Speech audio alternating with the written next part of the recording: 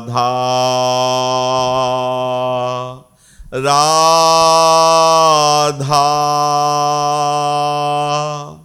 राधा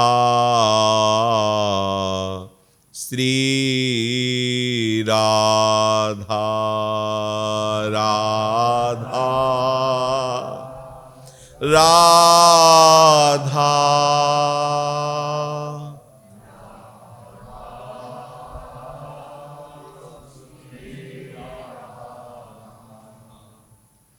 सच्चिदानंद रूपाय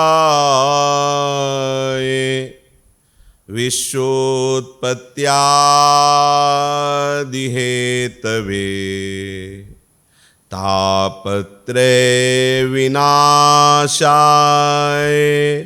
श्री कृष्णाय वयं नुमः। कृष्णाय वासुदेवाय हरये परमात्मने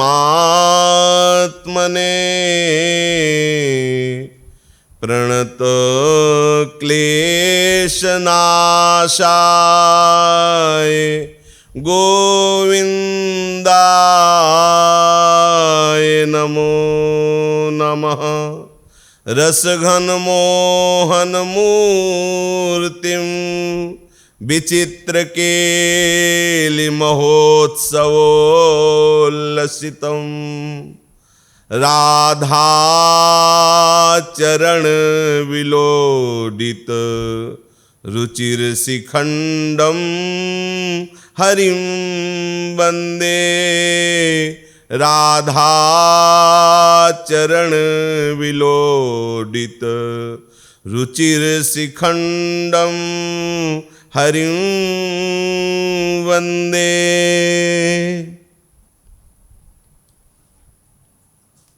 प्रभु के पावन लीला चरित्रों के कथन श्रवण की ऐसी महिमा है, शास्त्र की बातें कंठस्थ करके दूसरों को उपदेश कर लेना या और अन्य साधनों के द्वारा कई प्रकार की सिद्धियां प्राप्त कर लेना, पर इन तीन पर विजय प्राप्त करना बहुत कठिन होता है। कंचन पर, कामिनी पर और कीर्ति पर। जहां उपासक थोड़ा बढ़ता है तो उसको ये सब प्रलोभन आकर्षित करते हैं, उसे रोकते हैं। या तो कामिनी का आकर्षण उसे रोक देता है, या कंचन का आकर्षण रोक देता है, या फिर मान सम्मान यश कीर्ति। लेकिन जो भगवत लीला चरित्र का कथन श्रवण करते हैं, उनके हृदय में ऐसा विशुद्ध भगवत प्रसाद स्वरूप ज्ञान और उसी ज्ञान से शुद्ध वैराग्य और उसी ज्ञान वैराग्य से विशुद्ध प्रेम, ज्ञान वैराग्य और विशुद्ध प्रेम प्रदान करने वाली जो लीला कथा का निरंतर कथन श्रवण पान करते हैं, ऐसी सामर्थ्य फिर इन माया की इन तीन जो प्रबल आकर्षण है, पुत्र ऐषणा, वित्त ऐषणा, लोक ऐषणा, इनकी इतनी सामर्थ्य नहीं कि उसे रोक सके, उसके परमार्थ पथ को रोक सके। भले उसमें ये दोष हों, पर यदि वो लीला कथा प्रभु के चरित्रों के कथन श्रवण में अनुराग रखता है, बहुत शीघ्र उसे भगवत कृपा प्रसाद रूपी बुद्धि प्राप्त होगी। ये भगवान का वादा है। मच्चित्ता मदगत प्राणा बोधयंता परस्परम कथयन्ति च माम नित्यम तुष्यन्ति च रमन्ति च तेषाम सतत युक्तानाम भजताम प्रीतिपूर्वकम तो ददामि बुद्धि योगम तम ये न माम उपयांति ते। और आपको हृदय की बात कहता हूं, इन्हीं के द्वारा प्रदत्त बुद्धि से माया पर विजय प्राप्त किया जा सकता है, दूसरा कोई उपाय नहीं है। आप चरित्र में श्रवण करेंगे कि कंस कितना ज्ञानी है। जब कभी चरित्र आएगा तो सुनना, हिरण्यकश्यप कितना ज्ञानी है। असुर लोग जब उपदेश देते हैं तो कोई नहीं कह सकता कि असुर है। उपदेश सुनकर यही लगेगा कोई बहुत बड़ा महर्षि बोल रहा है, लेकिन आचरण स्थिति उसकी नहीं, क्यों? वो भगवत प्रदत्त ज्ञान नहीं है। इसीलिए जब कभी किसी महापुरुष से हमने पूछा है कि संसार समुद्र से कैसे पार हुआ जाता है, तो उनका कृपा, एक शब्द में बोले। कितने हमने महापुरुषों से पूछा, कृपा। एक बार बहुत अच्छे संत पंडित गया प्रसाद जी के शिष्य थे, तो उनके समीप गए। वो शायद उपाध्याय जी उनको कहते थे, बहुत ही भजनानंदी महापुरुष। वो हर समय भगवान नाम नशे में डूबे रहते थे, और दरवाजे पर लिखा था कि किसी भी तरह का कोई विक्षेप ना पहुंचाए, कि कोई जाए खटखटाए आदि।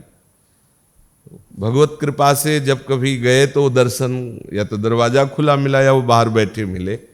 प्रभु कृपा करते हैं तब अपने प्रेमी जनों का संग देते हैं। तो महादेव जी की कृपा से जब यहाँ वृंदावन आए थे तो वो बिहारी जी के दर्शन करने जाया करते थे, तो उसी में प्रणाम नमस्कार करने का अवसर मिलता।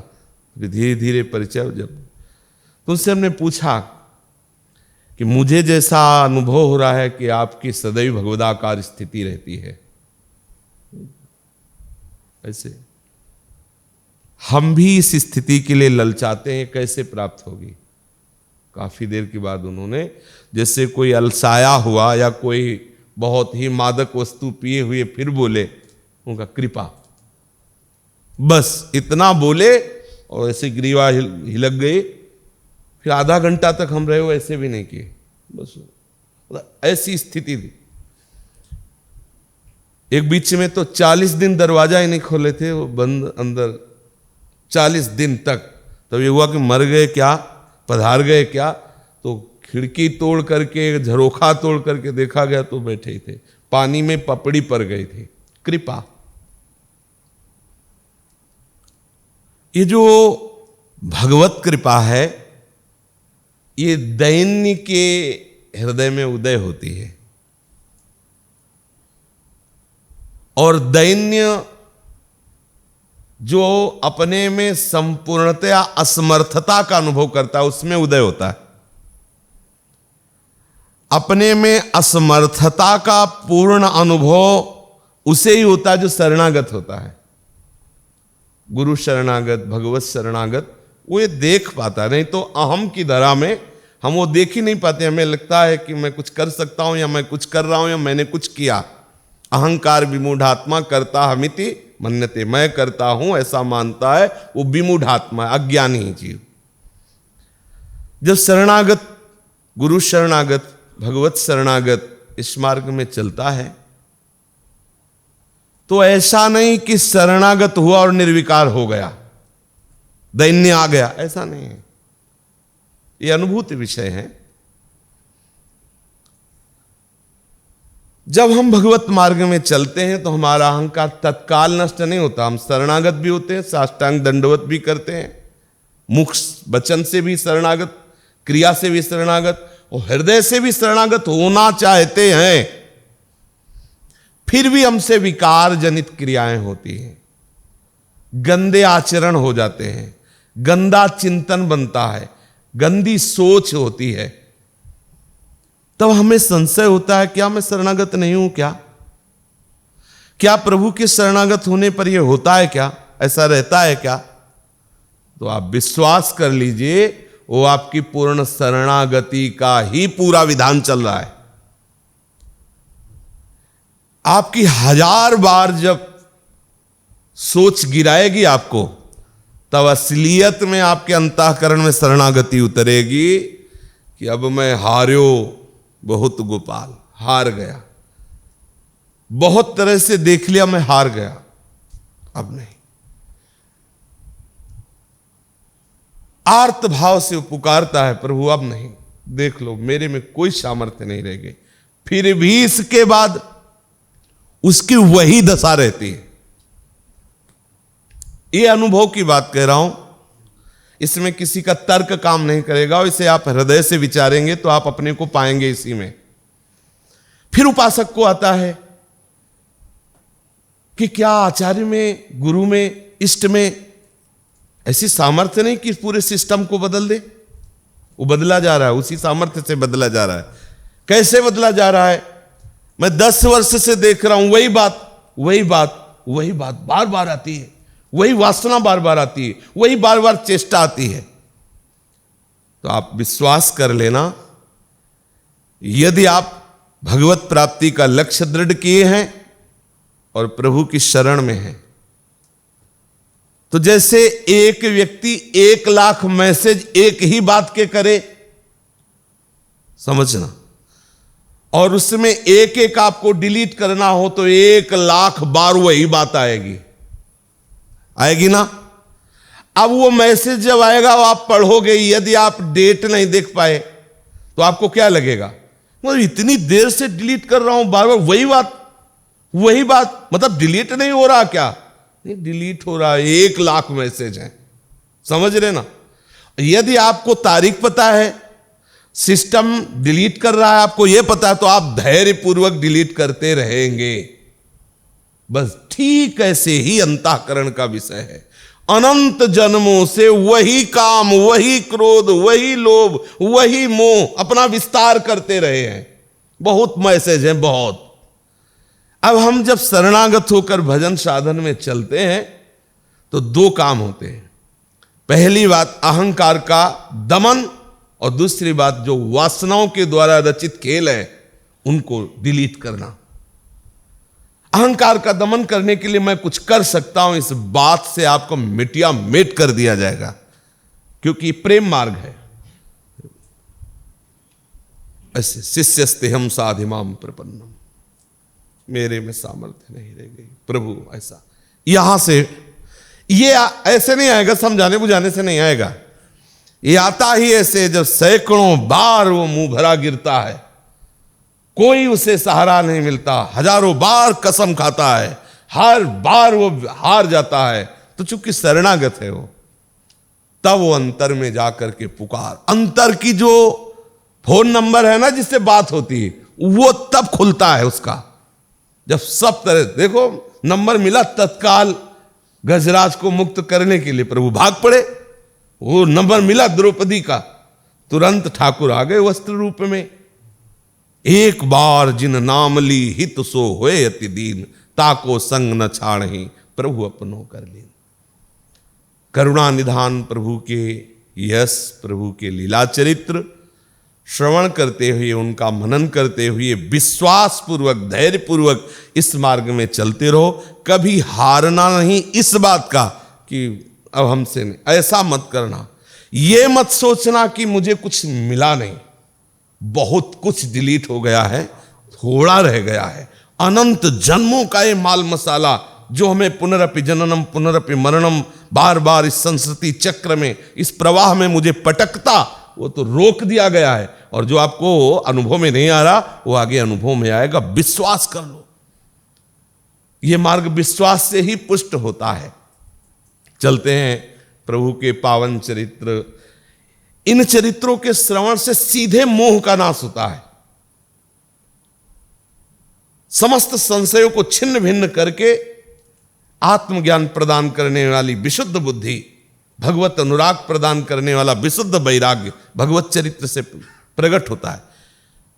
अन्य कोई साधन था ही नहीं रत्नावती जी के पास, केवल दासी भगवत चर्चा सुनाती, उसी से इतना बड़ा वैराग्य कि संपूर्ण राज सुखों का त्याग, और इतनी बड़ी दृढ़ निष्ठा कि पति भी विरोध में, लेकिन भगवत अनुराग के लिए मुंडन करवा के बैठ गए संतों के भी। अन्य कोई साधन नहीं था, केवल भगवत चरित्र श्रवण। अपने लाल बिहारी के पावन चरित्र का कथन श्रवण कर रहे हैं। नंद बाबा के यहां तो उत्सव, महाउत्सव मन रहा है।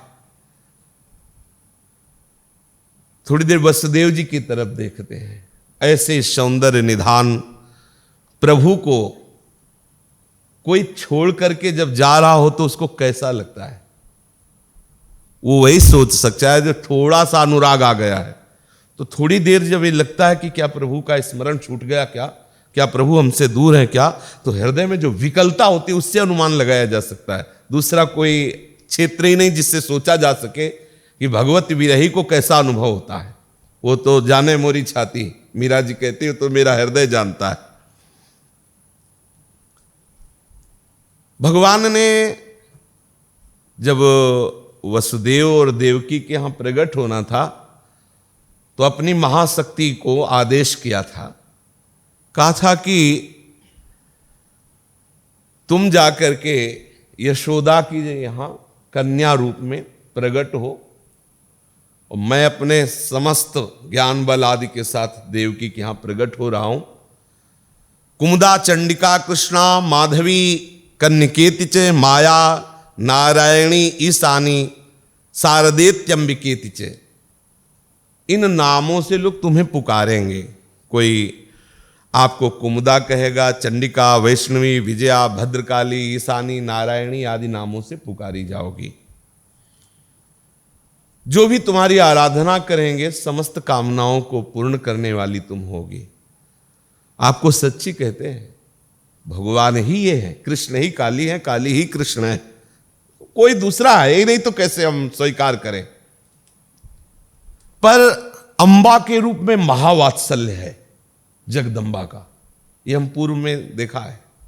जो भगवती अंबा है वात्सल्य की समुद्र है, करुणा की समुद्र है, और इन्हीं की कृपा से हरि चरणों का आश्रय मिलता है।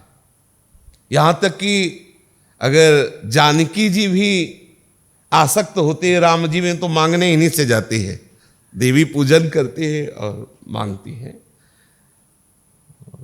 हमको तो सांब इन्हीं ने ही प्रदान किया है, अम्ब के सहित जो महादेव उन्होंने ही प्रदान किया है। और वास्तविक यदि आप कोई कामना न करें लौकिक, तो अम्बा सीधे हरि प्रेम प्रदान करती है। बहुत से प्रसंग हैं ऐसे। आप गोपी जनों ने प्रीतम रूप से यदि लालजू को प्राप्त किया तो अम्बा की ही देखो प्रभु ने कहा ना, कात्यायनी, चंडिका, ईशानी, नारायण, तो यही तो है ना। तो कात्यायनी पूजन गोपीजनों ने किया ना, तो प्रीतम रूप से श्याम सुंदर मिले, महाशक्ति हैं। राधा बाबा ने भी त्रिपुर सुंदरी का आराधन किया और उनकी कृपा से श्री कृष्ण में कांता भाव की सिद्धि प्राप्त हुई। तो प्रभु ने उनसे कहा कि जो तुम्हारी आराधना करेंगे उनकी तुम कामना पूर्ण करने वाली बनोगी, और जो कामना नहीं करेगा कोई, तो या देवी सर्वभूतेषु बुद्धि रूपेण संस्थिता, ये सबकी बुद्धि रूप में ही विराजमान है। वो सीधे प्रभु के चरणों में बुद्धि को अर्पित कर देती है। जो भगवान की मांग है, मयि वे मन आदत्स्व मयि बुद्धिम निवेश है, तो साक्षात अंबा बुद्धि स्वरूप से है वो प्रभु। और अगर यदि अहंकारी है तो फिर यही बदल देती है बुद्धि, बुद्धि ही है ना, ये फिर कुमति का मार्ग दे देती है, शक हो जाकर के। एक है कि देखता है तो अंबा, और एक है देखता है कि उन्हें अपने सुख की दृष्टि से, भोग की दृष्टि से, तो फिर ये लीला करती है उनके साथ।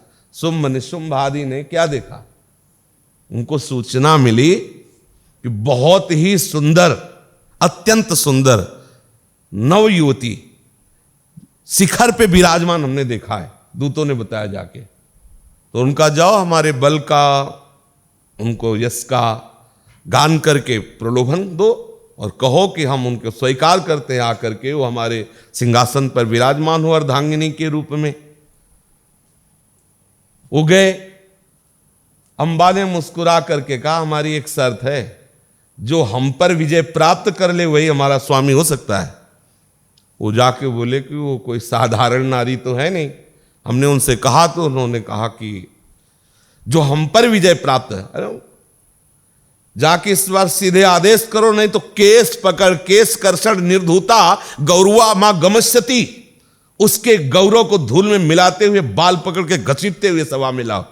शुंभ निशुंभ मैंने ऐसा जे भी वो गए और कहा, अपना रूप दिखाने की कोशिश की, ऐसे अम्बा ने जब रूप अपना धारण किया तो उनको होश उड़ गए, मिटिया मेट कर दिया संपूर्ण नगर के राक्षसों को। यदि हम अम्बा पर भोग बुद्धि कर ले तो मिटिया मेट हो जाए, सब अम्बा ही है। जितनी भी ये सब अम्बा ही हैं। जननी सम जानो पर नारी, सनातन धर्म के सिद्धांत के अनुसार, और अपने तो सबसे चरी है श्री जी की सखिया।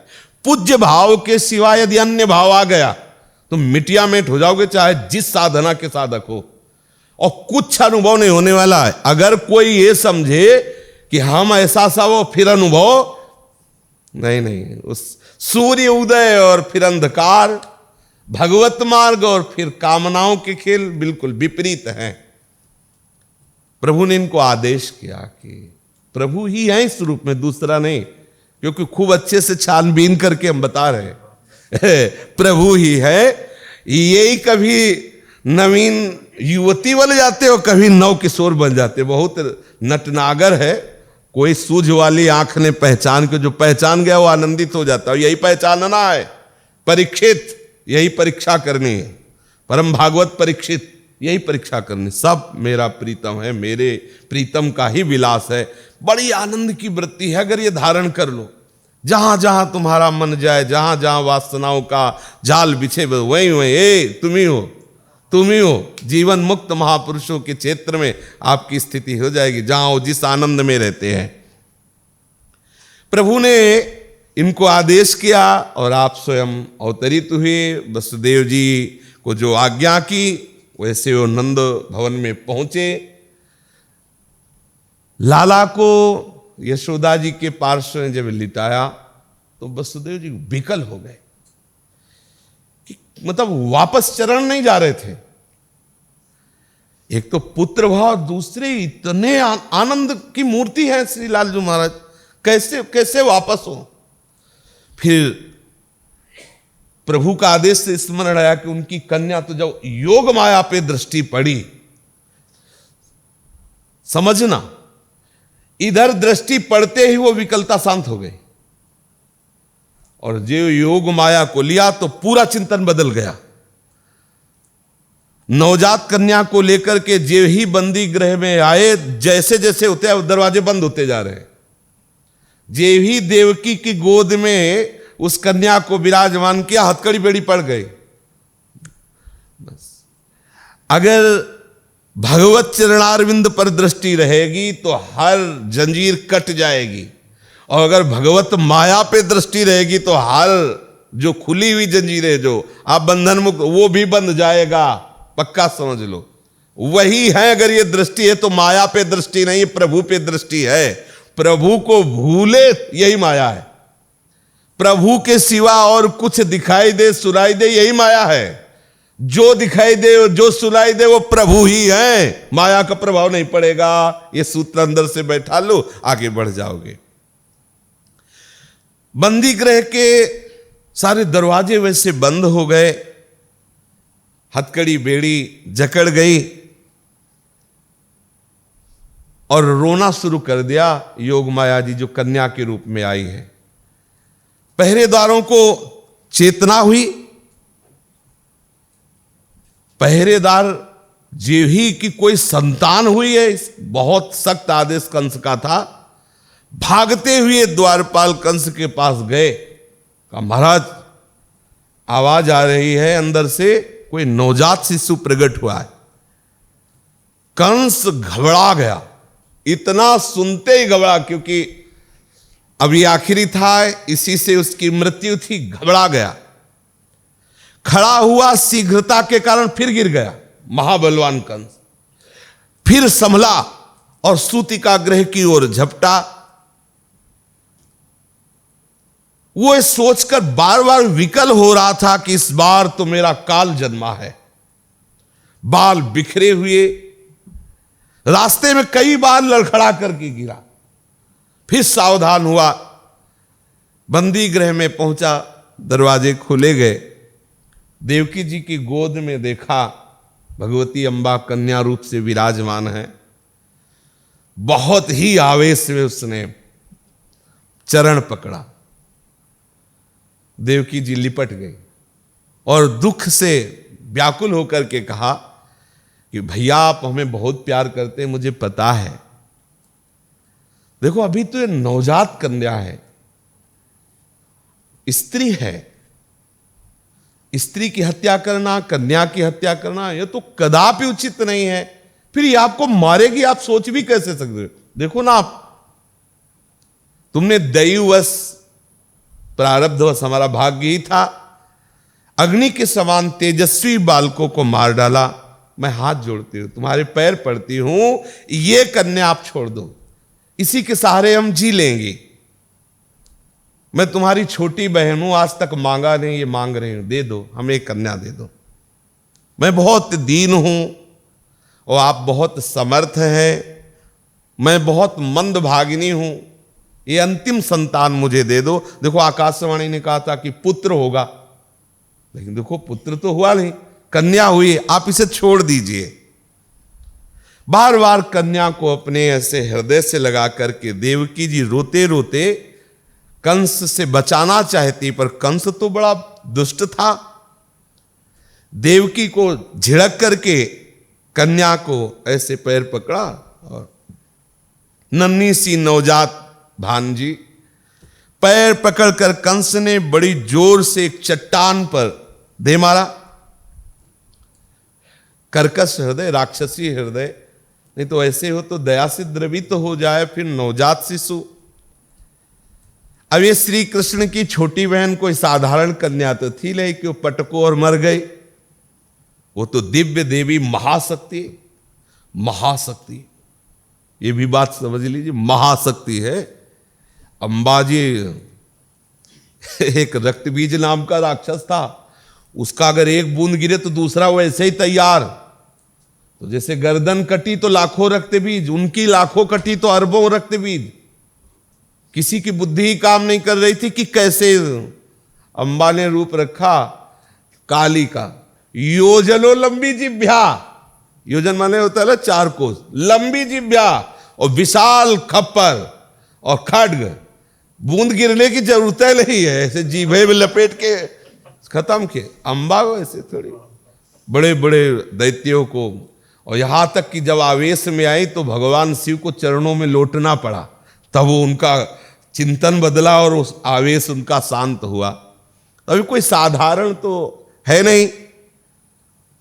हाथ से छूटी और दिव्य सृगंबरा लेप रत्नाभरण भूषिता धनु शूले सुचरमासी शंख चक्र गदाधरा सिद्ध चारण गंधर्वैरप्सरहा किन्नरोर गई है उपाहर तोरि बल भी स्तूय माने दम ब्रवीत।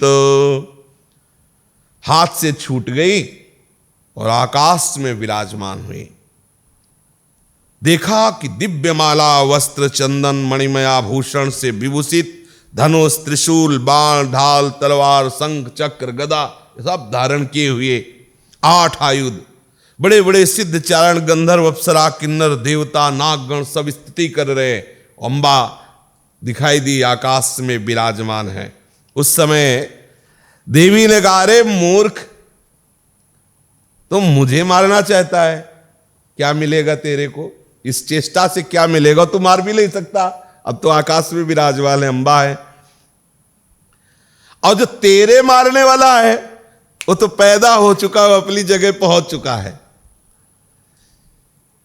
अब तू निर्दोष बालकों की हत्या मत कर, तेरा मारने वाला सुरक्षित है और वो पैदा हो चुका है। इतना कह करके भगवती अंबा अंतर्धान हो गई। देवी की बात सुनकर कंस को बड़ा आश्चर्य हुआ कि मतलब ऐसा क्या कि आकाशवाणी भी मिथ्या होती है? देवकी का 8वां गर्भ तो पुत्र होना चाहिए था, और यहां से कहीं और भेज नहीं सकते क्योंकि हथकड़ी बेड़ी और इतना सब। प्रभु का रास्ता जल्दी थोड़ी कोई समझ पाता है। उसकी बुद्धि काम नहीं करी, उसने सोचा मेरे से गलती हो गई, आकाशवाणी के चक्कर में आकर के हमने बहुत बड़ा अपराध किया, देवकी वसुदेव को इतना दुख दिया, कारागार में उनकी संतान को मारा। अब वो आकर के चरणों में गिरा देवकी वसुदेव जी के, उनकी हथकड़ी बेड़ियां छोड़ी और हाथ जोड़कर कहा, मेरी प्यारी बहन और बहनोई जी, मैं बहुत पापी हूं, राक्षस हूं, छोटे छोटे बच्चों को मार डाला। ये आकाशवाणी, देवता झूठ बोलते हैं, अब मेरी बात समझ में आ गई। ये प्रभु की आकाशवाणी नहीं थी, देवता लोग माया से आकाशवाणी किए, मुझे भ्रम में डाल दिए। मैंने उस आकाशवाणी के कहे अनुसार तुम्हारे बच्चों को मार डाला, मुझे बहुत दुख हो रहा है। मैं इतना दुष्ट हूं, करुणा का लेस भी नहीं मेरे में। मैंने अपने भाई बंधु हितैषियों तक का त्याग कर दिया, पता नहीं मुझे किस नरक में जाना पड़ेगा। बढ़िया ज्ञान की बातें आ रही, लगता है कोई महात्मा बोल रहा है। वैसे मैं ब्रह्मघाती हूं, बड़ा अपराध करने वाला हूं, जीता हुआ भी मुर्दे के समान हूं। केवल मनुष्य झूठ नहीं बोलते, मुझे पता चल गया कि विधाता भी झूठ बोलता है, नहीं तो ऐसी आकाशवाणी करता तो सत्य होती। ये झूठ क्यों बोला? मेरी बहन के बच्चे मरवा डाले। मैं बहुत बड़ा पापी हूं, मुझे क्षमा कर दीजिए। यद्यपि मैं जानता हूं कि आप दोनों महात्मा हैं, आपके हृदय में मेरे प्रति कोई रोष नहीं होगा, फिर भी मैं आपसे प्रार्थना करता हूं, मुझे क्षमा करो और आप अपने पुत्रों के लिए शोक मत करो, क्योंकि हर जीव को अपने कर्म का फल मिलता है। मतलब ज्ञानी कंस बोल रहा है, अपने पुत्रों के लिए तो शोक मत करो कि नवजात मार डाले गए, उनको कर्मों का फल मिला है। सभी प्राणी प्रारब्ध के अधीन हैं, इसी से वे सदा सर्वदा एक साथ नहीं रह सकते। प्रारब्ध कर्म उनको विलग करता है। जैसे मिट्टी के बनेते हैं पात्र तो बिगड़ते भी हैं और एक दूसरी जगह भी जाते हैं, बनते यहां, प्रयोग कहीं और होते हैं, अदल बदल होता रहता है। ऐसे ही शरीर का है, पैदा कहीं हुआ, मरा कहीं जाके, पोषण कहीं हो रहा है। देखो आप लोग तत्व को जानते हैं। देवकी वसुदेव जी से कंस ने कहा,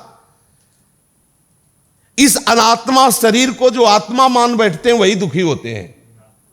कितना ज्ञान है! ये उल्टी बुद्धि ही अज्ञान है कि मैं शरीर मैं हूं, यही अज्ञान है। बस देवकी से कंस कह रहा है। और यही कारण है दुख का, जन्म मृत्यु का, यही कारण है। शरीर को मैं मानना, आत्मा को शरीर मान लेना, शरीर को मैं मान लेना, ये अज्ञान जब तक नहीं मिटता तब तक दुख सुख रूप इस संसार से छुटकारा नहीं मिलता।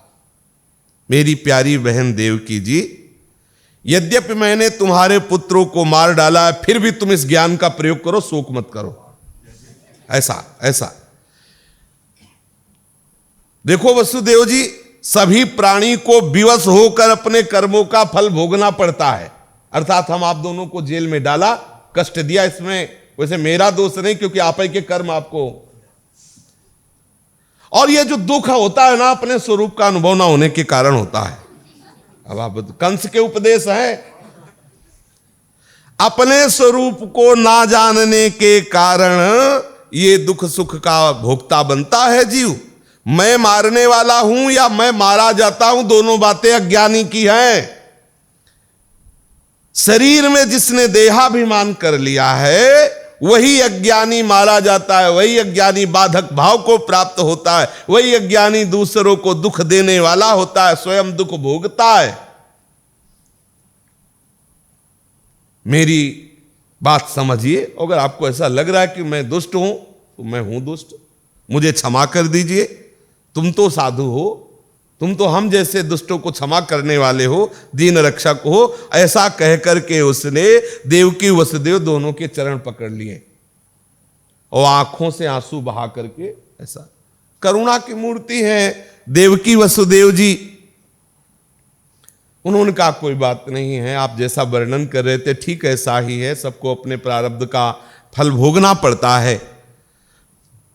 ऐसा समझा बुझा करके विश्वास दिलाया और देवकी वसुदेव जी को कैद से छोड़ दिया और तरह तरह से सुख सुविधाएं भेंट करके वो कि इनको जो हमने दुख दिया है वो सब भाव इनका मिट जाए और हम पर कृपा करने लगे।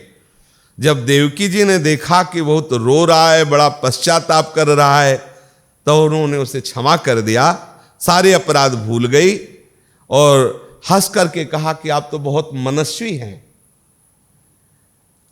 आपने जो बोला ठीक वैसा ही है, जो जीव जैसा करता वैसा भोगना पड़ता है।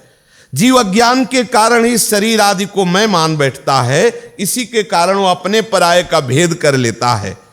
ये भेद दृष्टि जब तक है तब तक शोक, हर्ष, भय, द्वेष, लोभ, मोह और मद से वो अंधा होकर भटकता रहता है।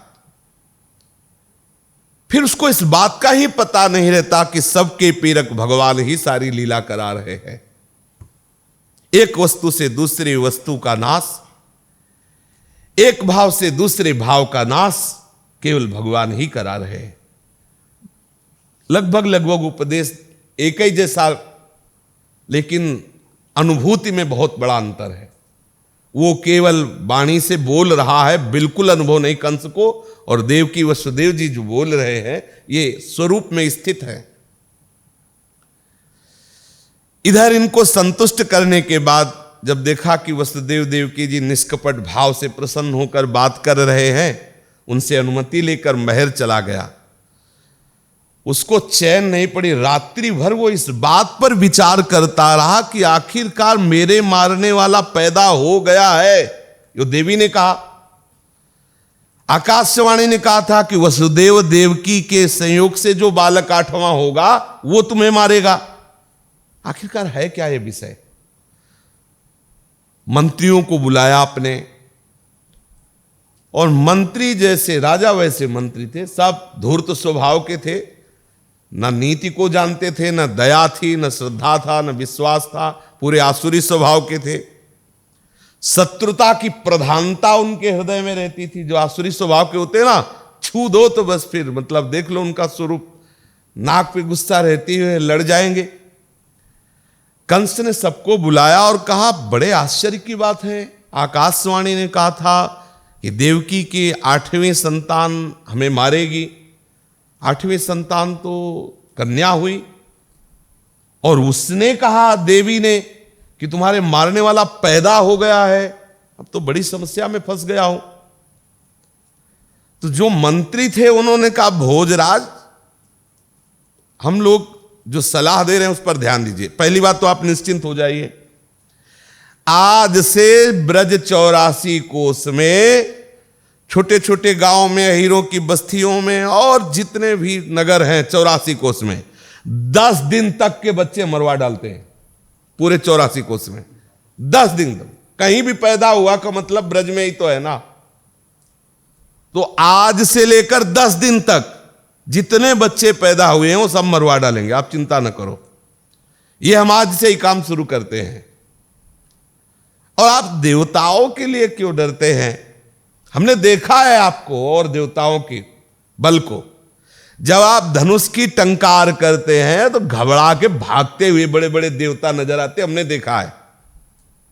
जिस समय युद्ध भूमि में आप चोट पर चोट करने लगते हैं तो जैसे बाण वर्षा ऐसे होती, जैसे वर्षा हो रही हो, ऐसे आप बाण वर्षा करते हैं तो बड़े बड़े देवता घायल होकर और भाग जाते हैं। कुछ जो है छिन्न भिन्न हो जाते हैं, कुछ अस्त्र शस्त्र डाल देते हैं, कुछ चोटी और अपनी कच्छ खोल करके, ये होता है भयभीत होकर के शरण में आना। आपकी शरण में आ जाते और कहते हैं हमारी रक्षा करो। ऐसे देवताओं के लिए आप चिंतित हैं?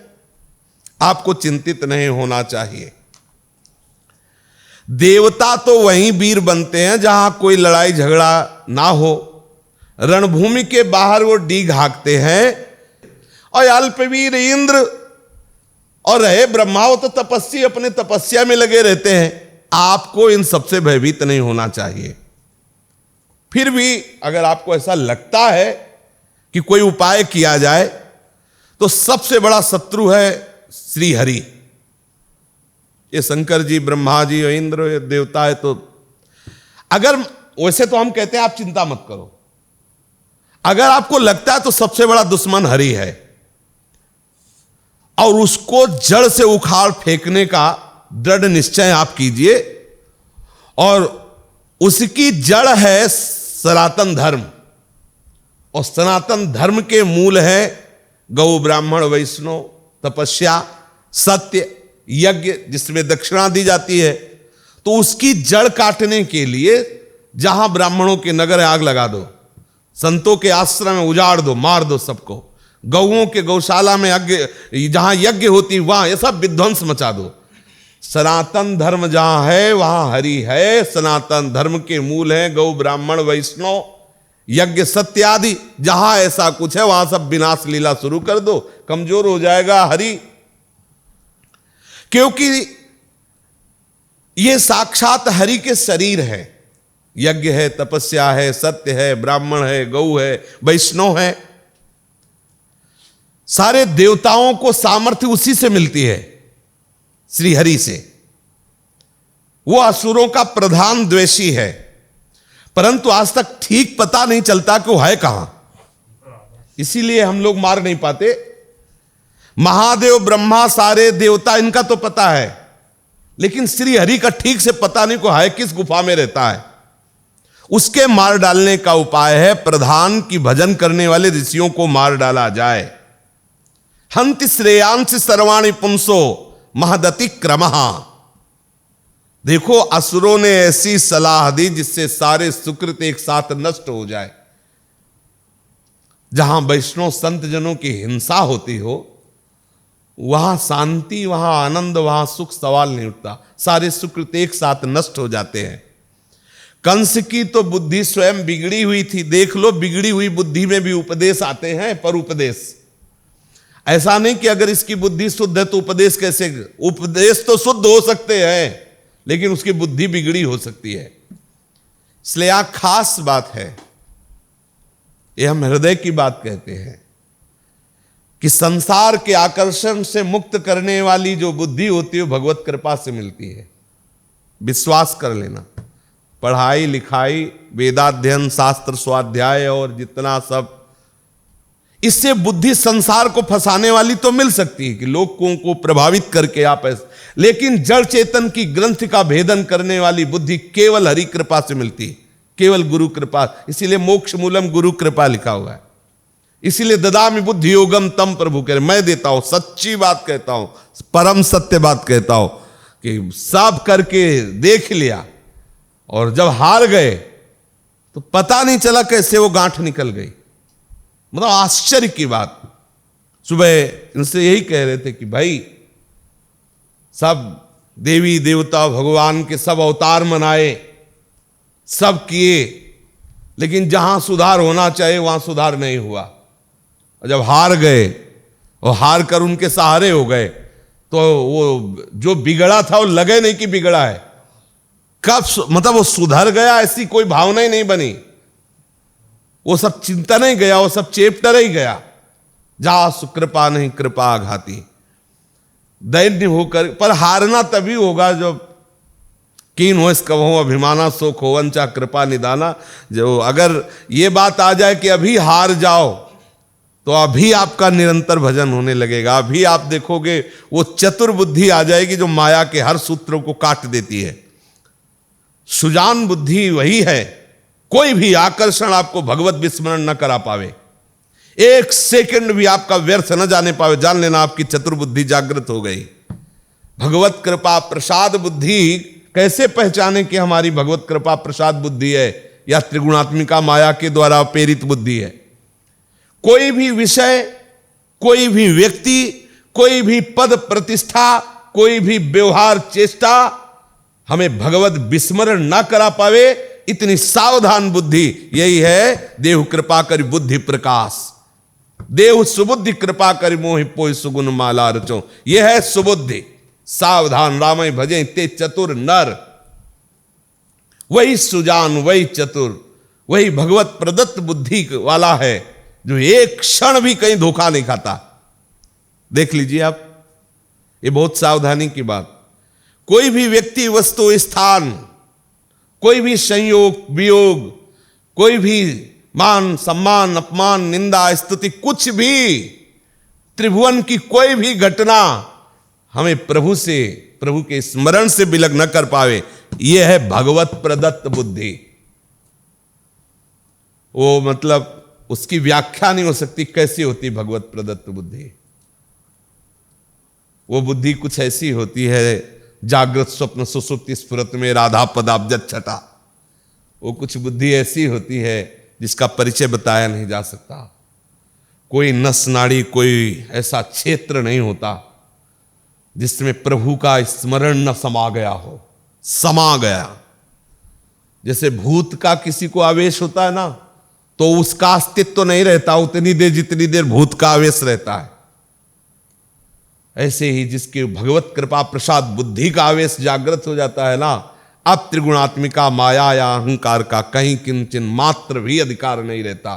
कृपा ही कृपा। अगर दुख होता है तो केवल इस बात का होता है कि ये बात तुम जान नहीं रहे यार, कितना बढ़िया अवसर, कितना परम लाभ तुम जान नहीं रहे।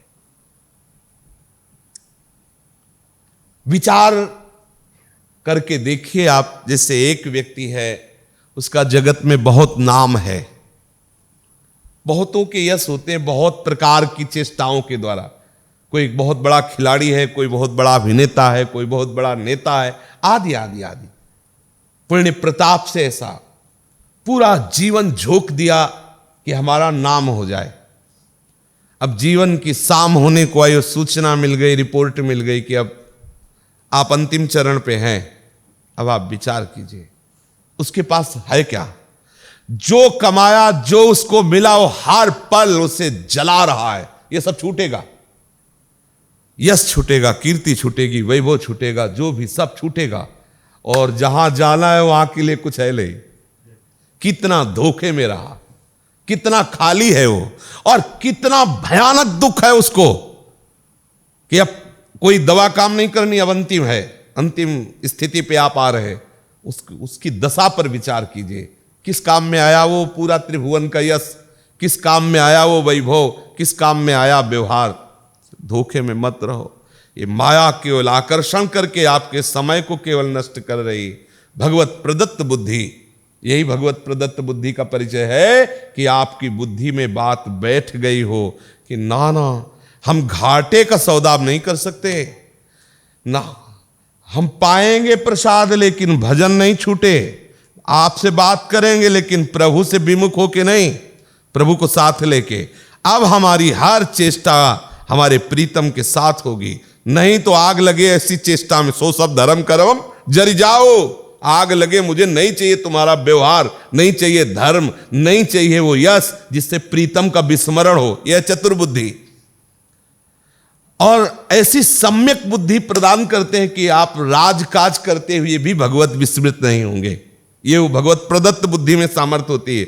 ये त्रिगुणात्मिका माया से युक्त बुद्धि में नहीं होती, भगवत प्रदत्त बुद्धि में होती है। कि संपूर्ण राजकाज को करते हुए, राजकाज इसलिए कहा कि बहुत बड़ा कार्य, जैसे भगवान की प्रदत्त बुद्धि अर्जुन को है तो कह रहे माम स्मर युद्ध च, युद्ध जैसा भयानक कार्य करते हुए भी मेरे स्मरण में रहना। भगवत प्रदत्त बुद्धि में इतनी सामर्थ्य होती है।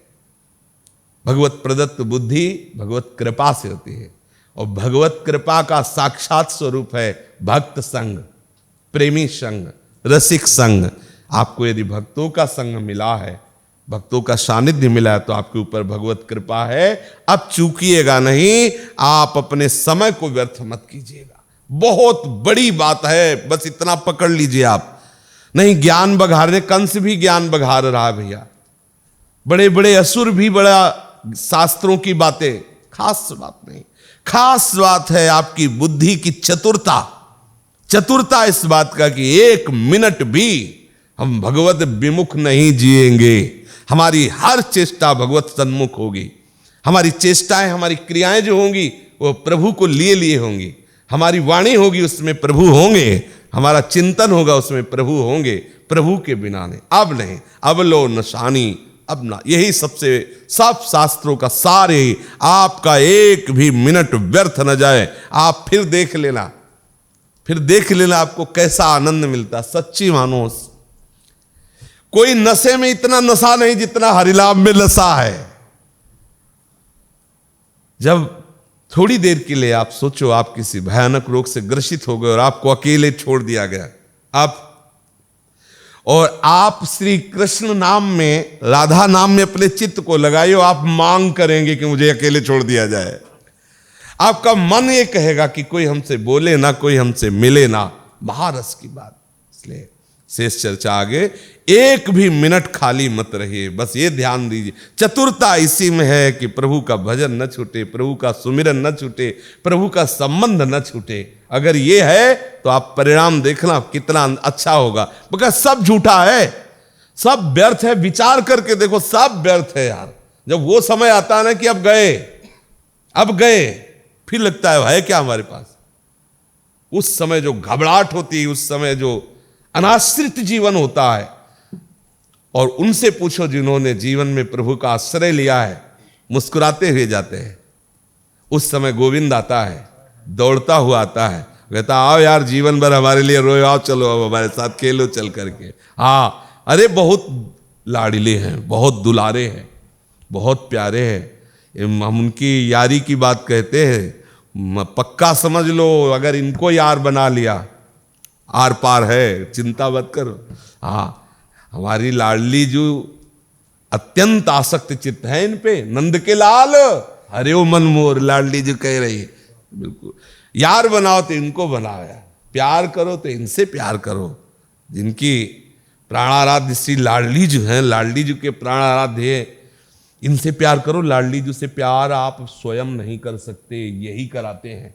अंदर की बात बताता हूं, जिस पर श्री कृष्ण कृपा नहीं, वो गोरे चरणारविंद तक नहीं पहुंच सकता।